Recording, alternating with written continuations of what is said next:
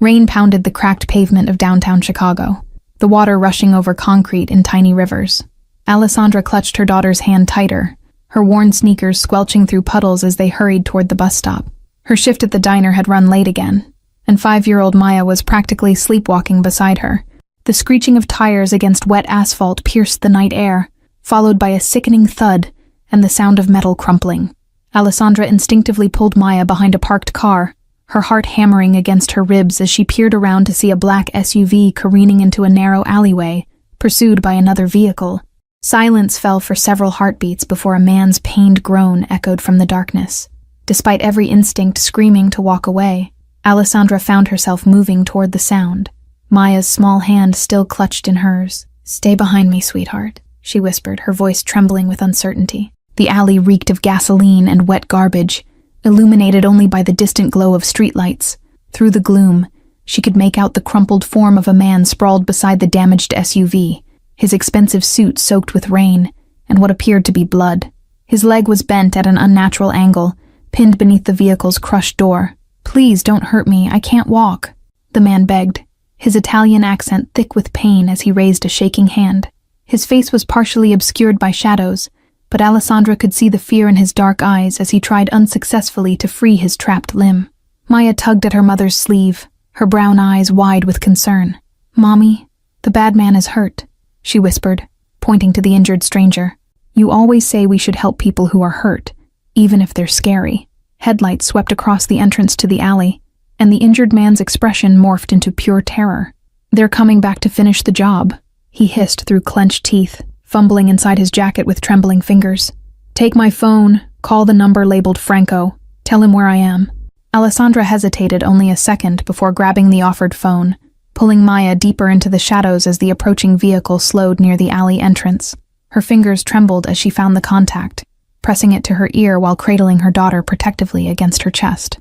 The call connected on the second ring, a gruff voice answering in rapid Italian. Alessandra swallowed hard, whispering the location and situation as quickly as she could while keeping her voice down. The man on the other end went silent for a beat before promising help would arrive in minutes. The approaching car lingered at the alley entrance, its headlights cutting through the darkness like searchlights.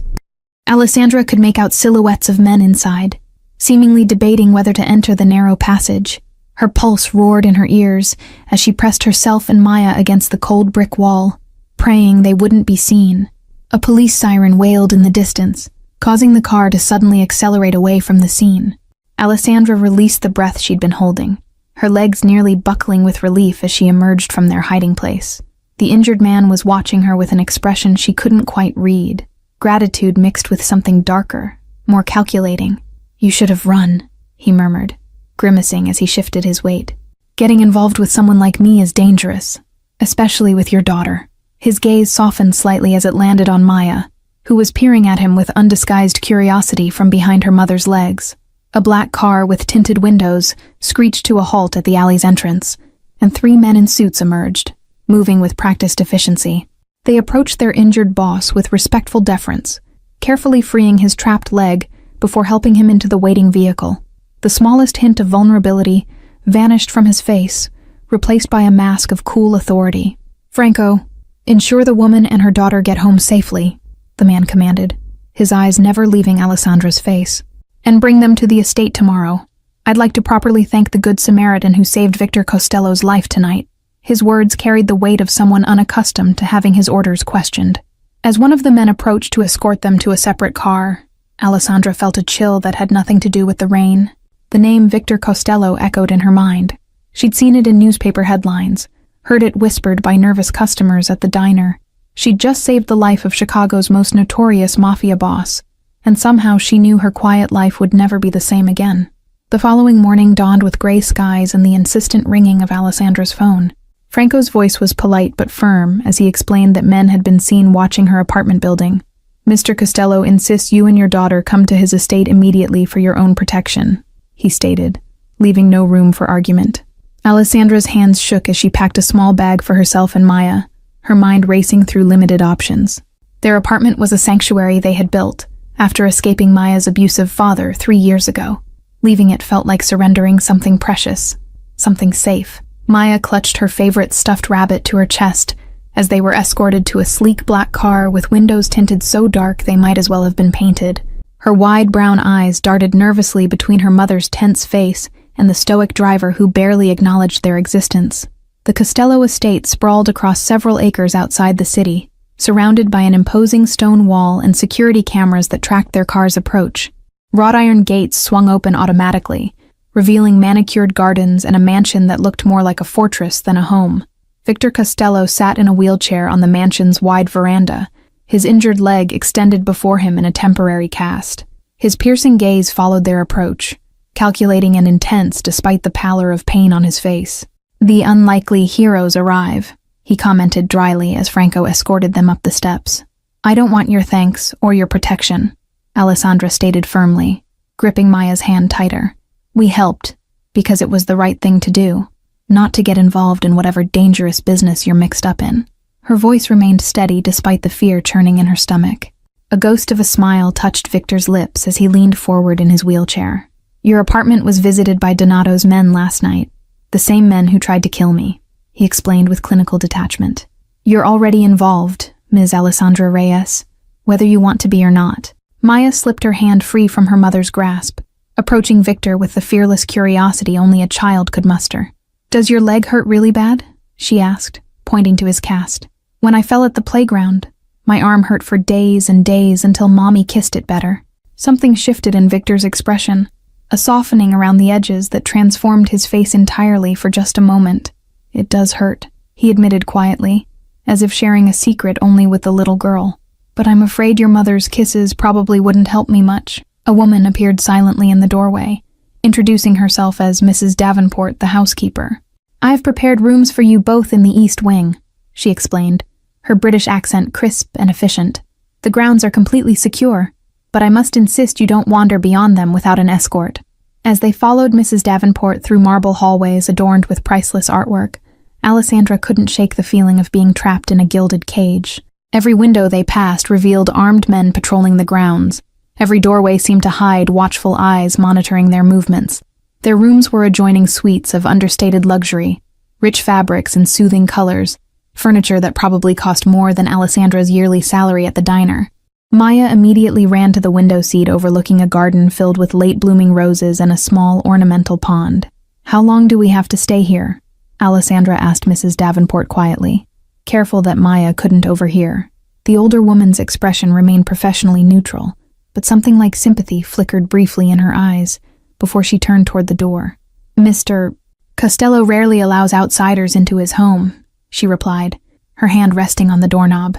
"The fact that you're here at all rather than in a safe house suggests he sees something special in you, though whether that's a blessing or a curse remains to be seen."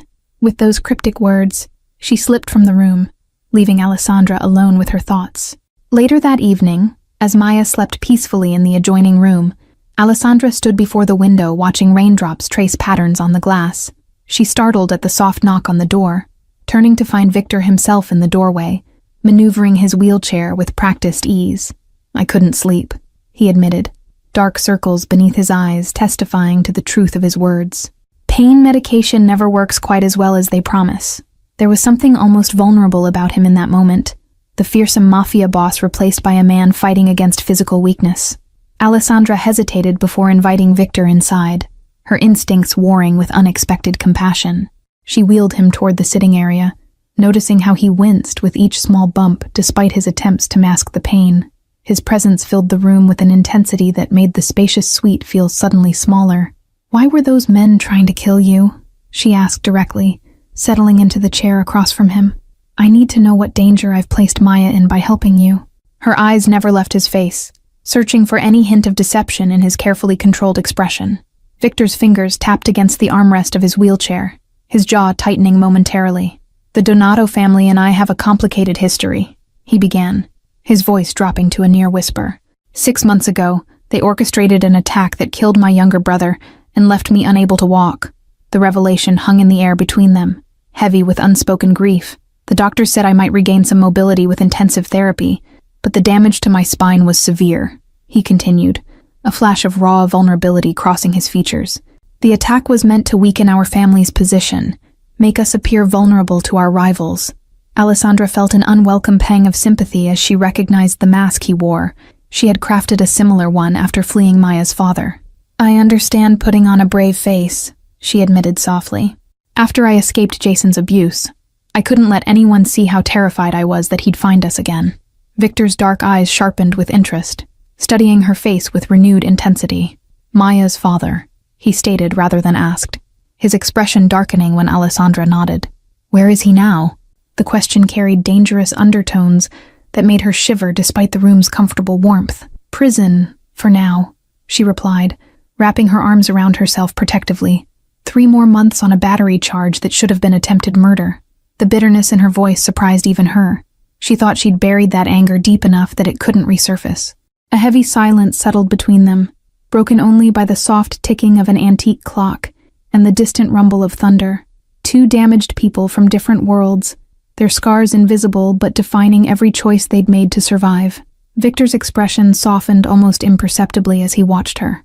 "Your daughter has your courage," he observed, glancing toward the door to Maya's room. "Few adults would approach me without fear, yet she spoke to me as if I were any ordinary man with an injured leg."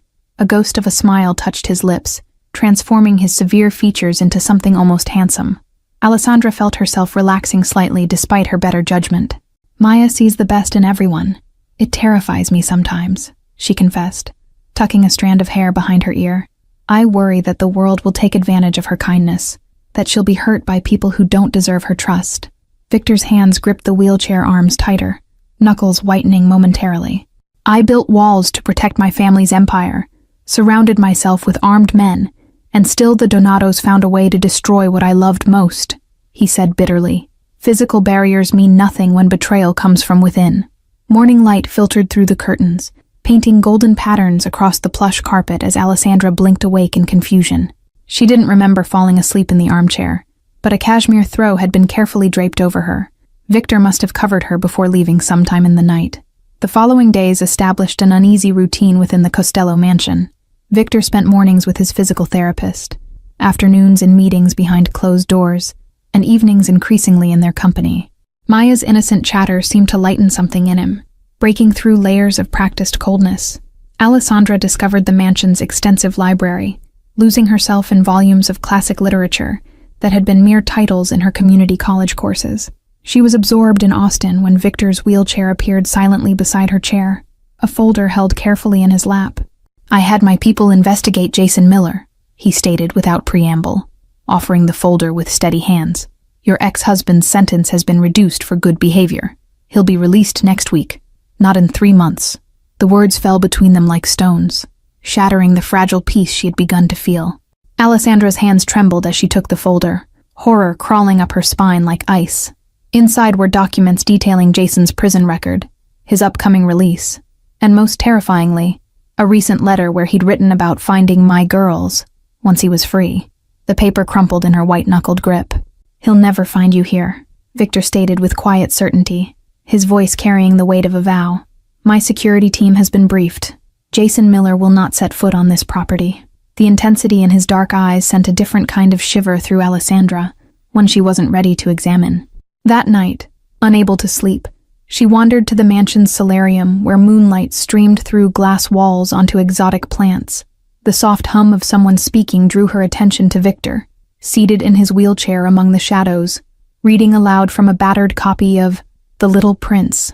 Maya sat cross-legged beside him, her favorite rabbit clutched to her chest as she listened with rapt attention. "Read the part about the fox again," she requested sleepily, leaning trustingly against the wheel of his chair. "I like when they become friends even though they're different." Victor's voice softened as he turned back pages, the harsh lines of his face gentled by moonlight, and the presence of a child who saw only the man, not the fearsome reputation. He read the passage with surprising tenderness, his accent wrapping around Saint-Exupéry's words about taming and forming bonds. Alessandra remained in the doorway, transfixed by the unexpected tableau before her. The notorious MAFIA boss crippled by his enemies now reading bedtime stories to her daughter. It was a scene she couldn't have imagined a week ago, yet there was something achingly beautiful about its simplicity. When Maya finally dozed off, Victor carefully lifted her with surprisingly strong arms, wincing slightly at the strain on his healing body. He froze when he spotted Alessandra watching, vulnerability and something like embarrassment flashing across his features before the familiar mask slipped back into place. She couldn't sleep, he explained unnecessarily, his voice a rough whisper. I found her wandering the halls looking for the kitchen. Apparently midnight snacks are a tradition between you two. His arms cradled Maya with protective gentleness that made Alessandra's heart twist unexpectedly in her chest. Days turned into weeks, and Alessandra found herself drawn into Victor's world despite her initial resistance. She learned about his family business, the legitimate parts involving real estate and shipping companies, carefully sidestepping questions about the other aspects that occasionally brought men with hard eyes and concealed weapons to late-night meetings. Maya blossomed in the strange new environment, exploring the gardens with Mrs. Davenport and decorating Victor's study with colorful drawings. Most surprising was how Victor encouraged her artistic efforts, proudly displaying a particularly abstract rendering of himself beside his computer, where important associates would inevitably see it. "Why did you become this?" Alessandra asked one evening as they shared wine on the terrace after Maya had gone to bed. "You're educated, intelligent. You could have been anything." The question had lingered for weeks, growing more insistent as she glimpsed the man beneath the dangerous facade. Victor's gaze turned distant, focused on something beyond the carefully manicured gardens.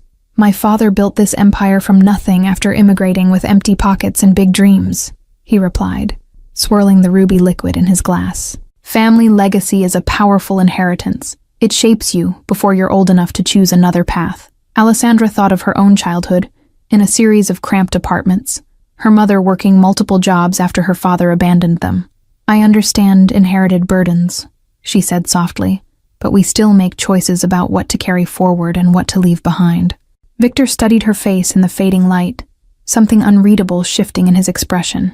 "Before my injury, I never questioned my path," he admitted, his voice roughened with rare honesty. "Now I find myself wondering what legacy I'm truly building, and whether it's one worth the sacrifices it demands." Their conversation was interrupted by Franco appearing silently at the terrace door, his expression grim as he requested a private word with his boss. Victor excused himself with reluctant formality, the warmth of their discussion immediately replaced by the cold efficiency of business as he wheeled himself away. When he returned an hour later, the man who had read bedtime stories and discussed philosophy was gone, replaced by the calculating crime boss with eyes like flint. "The Donatos have made another move against one of our warehouses," he stated flatly, his accent thickening with suppressed anger. "3 of my men won't be going home to their families tonight." The mansion's peaceful routine shattered like glass in the days that followed. Armed men patrolled the grounds in increased numbers, their faces grim and watchful. Alessandra kept Maya close, their explorations of the gardens and grounds now limited to areas directly visible from the house. Victor withdrew into strategy meetings that stretched through days and nights, emerging only briefly with dark circles beneath his eyes, and tension radiating from his rigid posture. When Alessandra brought him coffee during one rare break, the gratitude in his weary smile made her heart stutter traitorously. "You should leave," he told her bluntly that evening, his voice hollow as he stared out the study window. "I can arrange for you and Maya to disappear. New identities, a comfortable life far from Chicago, and the danger I've brought to your door." His reflection in the glass revealed pain that had nothing to do with his physical injuries. Alessandra should have felt relief at the offer of escape, but instead, a strange emptiness opened inside her. "Is that what you want?" she asked quietly, watching his shoulders stiffen at the question. "For us to disappear from your life as suddenly as we entered it?" His knuckles whitened on the wheelchair arms as he turned to face her.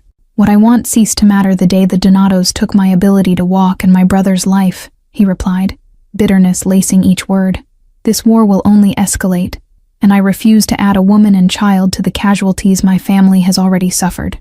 The grandfather clock in the hallway chimed midnight, marking the heavy silence between them.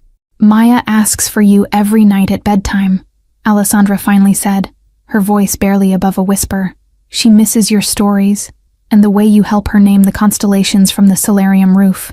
Something flickered in Victor's expression, longing quickly masked by resolution. "Children are remarkably adaptable," he stated with forced detachment, turning his wheelchair away from her. "She'll forget me soon enough once you're settled somewhere safe, somewhere normal." Alessandra moved to stand before him, blocking his retreat with quiet determination. "Running didn't save me from Jason," she reminded him softly, It just meant living in constant fear, looking over my shoulder, teaching my daughter to be afraid of shadows. Her hands trembled slightly as she knelt to his eye level. I'm not afraid of your enemies, Victor, she continued, surprising herself with the truth of the words.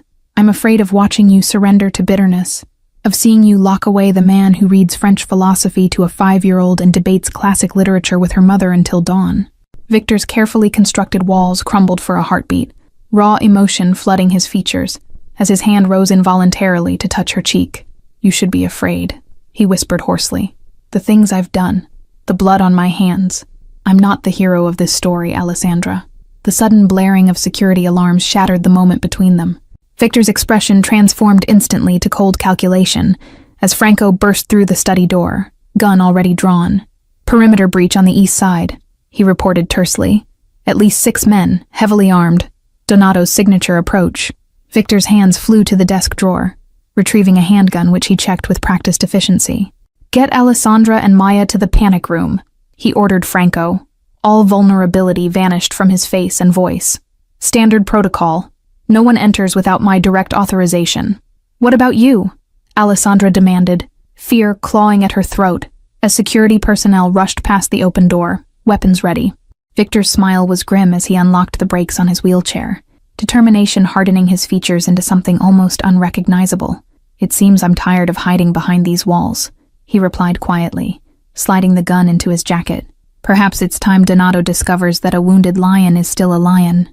The wheelchair moved toward the door with deliberate purpose, leaving Alessandra torn between following Franco's urgent gestures and staying with the man who had become so unexpectedly important to her. Franco gripped Alessandra's arm, pulling her toward the hidden panic room as gunshots echoed through the mansion's hallways.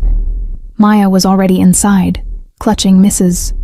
Davenport's hand with wide, frightened eyes that immediately sought her mother's face. The heavy steel door slid shut behind them with a pneumatic hiss, sealing them away from the chaos. Mommy, what's happening? Maya whispered, small fingers trembling as they wrapped around Alessandra's. Are the bad men trying to hurt Mr. Victor again? Her innocence in this world of violence was like a knife twisting in Alessandra's heart. Security monitors embedded in the walls displayed various areas of the estate. Men in tactical gear exchanging gunfire with Victor's security forces, smoke billowing from the east wing, and most disturbingly, Victor himself, wheeling purposefully through the library toward what appeared to be the main confrontation. His expression was coldly determined, all traces of the gentle man they'd come to know erased by necessary savagery. Hours passed in tense silence, broken only by Maya's eventual exhausted slumber and the occasional update from Franco's earpiece. Donato himself is here, he muttered grimly, checking his weapon for the 3rd time. This isn't just a hit. They've come to negotiate from a position of strength. Alessandra paced the confined space, her thoughts racing with memories of Victor's rare smiles, his patience with Maya, the way his voice softened when he spoke of his dreams before the injury. The man on the monitors, calmly directing his men through bloodshed, seemed a stranger wearing his face. When the all-clear finally came, dawn was breaking over the estate, pale light illuminating the aftermath of violence. Franco escorted them through corridors bearing evidence of gunfire and struggle, past grim-faced men removing dark shapes in body bags. Alessandra kept Maya's face pressed against her shoulder, shielding her from sights no child should witness. They found Victor in his study, his wheelchair positioned behind the massive oak desk that suddenly seemed more throne than furniture. A distinguished older man sat across from him, his tailored suit immaculate despite the night's events, his silver hair perfectly styled. The family resemblance to the men who'd attacked Victor in the alley was unmistakable. This was Donato himself. Ah, the woman and child, Donato remarked with cold interest, his accent thicker than Victor's but his English flawless. So the rumors are true. The mighty Costello has acquired himself a little makeshift family. His tone made the observation an insult, though his smile remained perfectly polite. Victor's expression betrayed nothing, but his knuckles whitened on the armrests of his chair. They are under my protection, and not part of our discussion, Salvatore, he stated flatly, using the man's first name with deliberate disrespect. State your terms so we can end this charade of diplomacy. Donato's smile never wavered as he leaned forward, placing a small USB drive on the desk between them. My terms are simple. Transfer control of the harbor operations to my family, and I guarantee the safety of your guests, he explained, his gaze sliding meaningfully to Alessandra and Maya. "Refuse, and I cannot promise they won't become collateral damage in our ongoing disagreement." The air in the room seemed to crystallize, tension crackling like electricity before a storm. Victor's eyes flicked briefly to Alessandra's face, something unreadable passing through his expression, before the mask of indifference settled back into place. "You have until midnight to consider my offer," Donato continued smoothly, rising to his feet with the confidence of a man who believes he's already won. After he departed with his remaining men, Victor's composure cracked like glass, his fist slamming against the desk with such force that Maya startled awake in Alessandra's arms. "He's found my weakness," Victor muttered, more to himself than to them. All these years of careful distance, of keeping everyone at arm's length, and now he knows exactly where to strike. Alessandra sent Maya with Mrs. Davenport for breakfast before approaching Victor, who sat motionless behind his desk, staring at the USB drive as if it might detonate. "The harbor operations, what would losing them mean?" she asked quietly, perching on the edge of the desk beside his wheelchair. "Financial setback, loss of strategic position, weakened standing among the other families," he replied mechanically, his voice devoid of emotion. "But he doesn't truly want the harbor. He wants to prove he can make me kneel, force me to surrender something valuable to save something I value more." His eyes lifted to her face with an intensity that made her breath catch. Night fell with no resolution, the mansion eerily quiet after the previous day's violence. Victor had withdrawn completely, locked in meetings with his advisors, while Alessandra tried to maintain normalcy for Maya's sake. As the midnight deadline approached, she tucked her exhausted daughter into bed, then made her way to Victor's study where light still burned beneath the door. Victor sat alone, the room shadowed except for a single desk lamp that cast harsh light across his features. The USB drive lay before him, alongside a glass of amber liquid that appeared untouched. He didn't look up when Alessandra entered, his focus entirely on the small photograph he held between his fingers. A younger version of himself, standing beside a smiling man who shared his eyes and jawline. "My brother Carlo," he explained without being asked, his voice rough with emotion he rarely displayed. "The day he graduated from law school, he was going to be the legitimate face of our family, the one who would eventually lead us away from the old ways." The photograph trembled slightly in his grasp. Alessandra moved to stand behind him, placing a gentle hand on his shoulder. "What are you going to do?" she asked softly, though part of her already knew the answer, had seen it forming in his eyes throughout the day. He would sacrifice his business interests to protect them.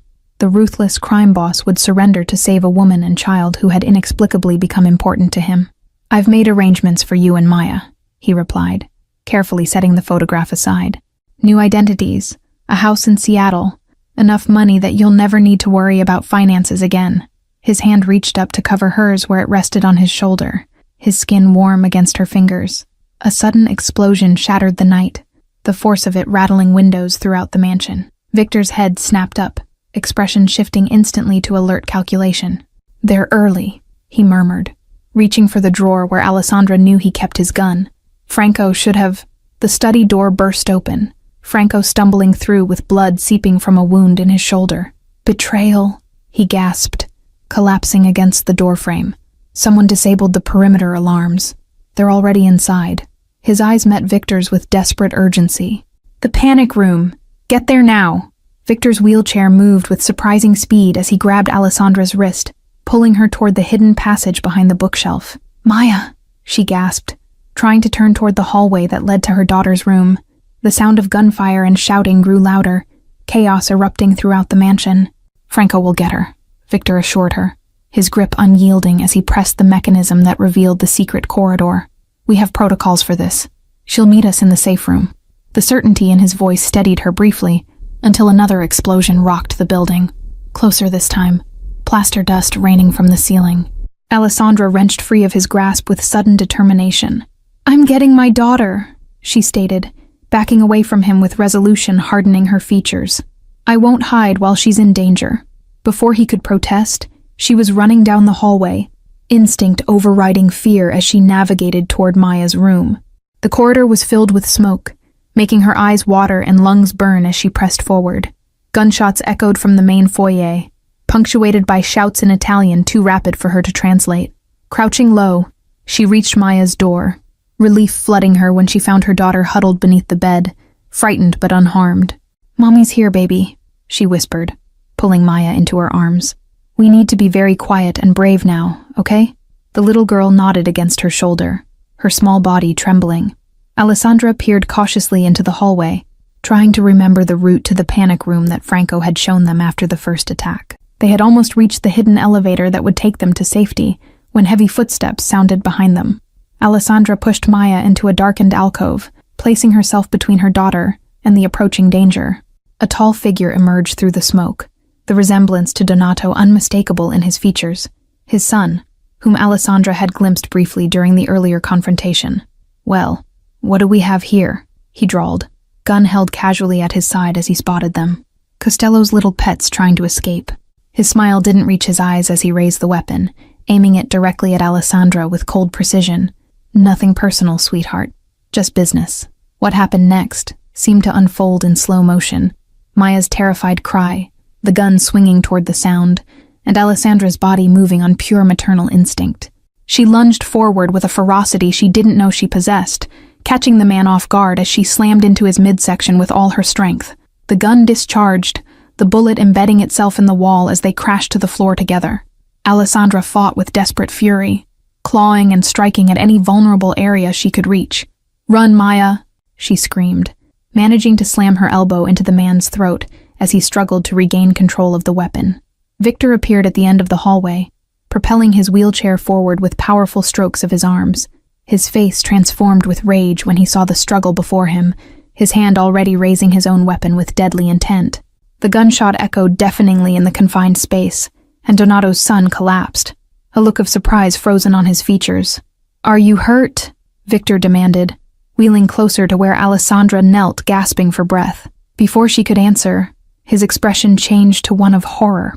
"Maya," he whispered, looking past her to where the little girl stood frozen in the alcove, a spreading crimson stain visible on her nightgown. The hospital waiting room was sterile and cold, fluorescent lights harsh against Alessandra's tear-stained face as she paced the small space. Victor sat motionless in his wheelchair, his customary mask of control shattered by the sight of Maya's small body on a gurney, doctors rushing her toward surgery. The bullet had grazed her side, painful but not life-threatening, according to the preliminary assessment. "This is my fault," Victor whispered, his voice raw with self-recrimination. "Everything I touch turns to ashes. My family's legacy, my brother's life, and now an innocent child." His hands gripped the wheelchair arms so tightly that his knuckles gleamed white under the hospital lights. Alessandra knelt before him, forcing him to meet her gaze. "Listen to me, Victor Costello," she said fiercely, tears streaming unchecked down her cheeks. "Maya is alive because of you, because you gave us shelter, because you protected us, because you reached us in time." Her hands covered his, warm and steady despite her fear. Hours passed in tense silence, broken only by occasional updates from medical staff. The surgery was successful, they assured. Maya would recover fully with time and care.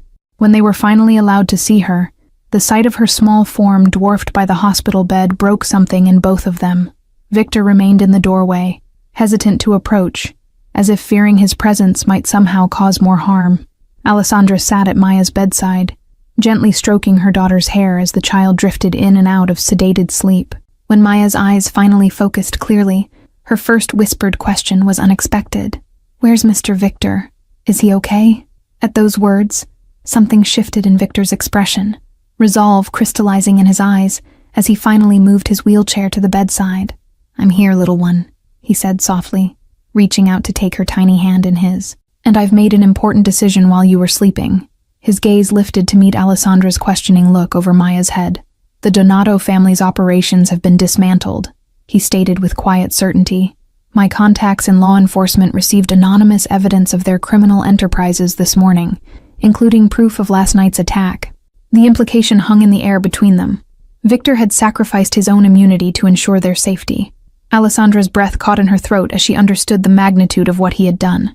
"Your family business," she began, but he shook his head, cutting off her words with a gentle smile that transformed his face into something younger, unburdened. "My legitimate holdings remain intact. The real estate developments, shipping companies, restaurants," he explained, his fingers still entwined with Maya's. "The other aspects of the Costello empire are being restructured." The careful choice of words acknowledged Maya's presence while conveying his meaning clearly to Alessandra. 3 months later, the mansion had transformed along with its owner. Gone were the armed guards and security checkpoints, replaced by landscapers tending expansive gardens and contractors renovating the East Wing into what would become a rehabilitation center for spinal injury patients. Victor's physical therapy had progressed remarkably. He now walked short distances with the aid of specialized braces and a cane. Alessandra found him in the solarium, surrounded by architectural plans and medical equipment catalogs. Sunlight streamed through the glass walls, highlighting the silver beginning to thread through his dark hair at the temples. "The Foundation Board approved the funding for the pediatric wing," she announced, sliding a folder onto the table beside him. "Construction can begin next month." Victor's smile was genuine, lacking the cold calculation that had once been his default expression.